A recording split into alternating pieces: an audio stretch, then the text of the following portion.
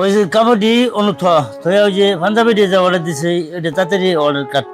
ওই অর্ডারের মালি নগদে দিয়ে দিবি, ওটি দেরি করবি না। আচ্ছা মহাজন, ওই যে অর্ডারের মাল দিয়ে দেওয়ার কথা আছিল ওইটা আইতো না? তুই কাজ কর, মাল ওটি আয় বলছে, মাল ওটি আমি ঘরে আনাইতেছি, তুই এটি আগে তাড়াতাড়ি দিয়ে আচ্ছা কাজ কর।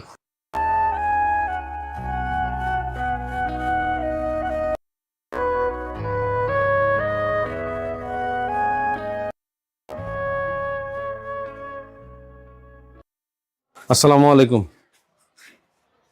মহাজন সাহেব কেমন আছেন? ওয়ালাইকুম সালাম। আরে কি মনে করি এতদিন পরে দোকান হইলা? মহাজন সাহেব আসছিলাম একটা দরকারে, তো এখানে কিছু টাকা আছে, টাকাগুলো আপনি রাখেন। এখানে কিছু টাকা আছে। টাকা মানে কিসের টাকা? মহাজন সাহেব লজ্জার কথা কি বলবো, আমি যখন আপনার দোকানে চাকরি করতাম তখন সময় অসময়ে আপনার দোকান থেকে কিছু কিছু টাকা সরাইতাম। তো এখন আল্লাহর রহমতে আমার কোনো কিছুর অভাব নাই। আগে হয়তোবা অভাবে পড়িয়া যখন আপনার দোকানে চাকরি করতাম সময় অসময় টাকাগুলো সরাইতাম। আমি টাকাগুলা লিখে রাখতাম, কখন কয় টাকা নিতাম লিখে রাখতাম। তো হিসাব করিয়া এখানে 2,500 টাকা আছে, এই টাকাটা আপনার রাখেন, পারলে আমাকে মাফ করে দিবেন। আমি অনুশাসনে পড়ে গেছি, আপনার কাছ থেকে টাকাগুলা চুরি করে আমার ঠিক হয় নাই। আপনি কিছু মনে করেন না, পারলে আমার মাফ করে দিয়েন। না না, আমি তোমার প্রতি কোনো দাবি রাখি নাই। তুমি যে এই ভুলটা বুঝতে পারছো, তুমি তাতেই খুশি। আচ্ছা মহাজন, তাহলে আমি এখন আসি। আসসালামু আলাইকুম। ওয়ালাইকুম আসসালাম। আসলেই আল্লাহ পাক মানুষকে কোন সময় হেদায়েত দান করে আল্লাহ পাকই জানে।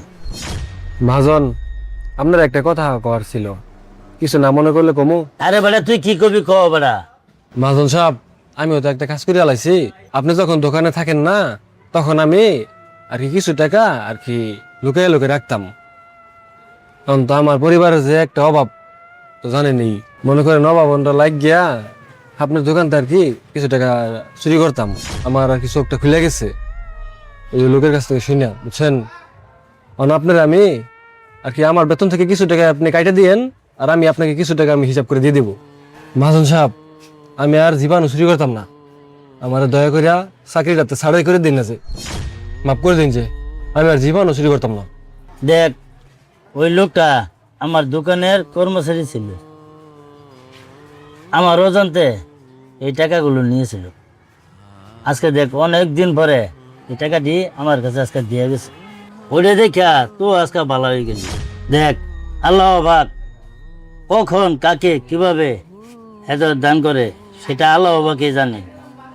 যাক, তুই যখন ভুলটা বছর বাঁচাস তোর আমি মাফ করে দিলাম, কিন্তু আর কোনো সময় চুরি টুরি করবি না।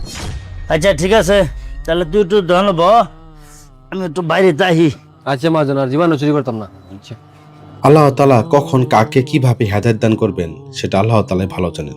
একটা কথা মনে রাখবেন, আপনি নামাজ পড়েন নাই, রোজা রাখেন নাই, হজ করেন নাই, আল্লাহ তাআলা হয়তোবা আপনাকে ক্ষমা করতে পারে, কিন্তু বান্দার হক যদি আপনি মেরে দেন তাহলে সেটা কিন্তু আল্লাহ তাআলা কখনোই ক্ষমা করবে না। আমরা সকলেই বান্দার হক রক্ষা করব।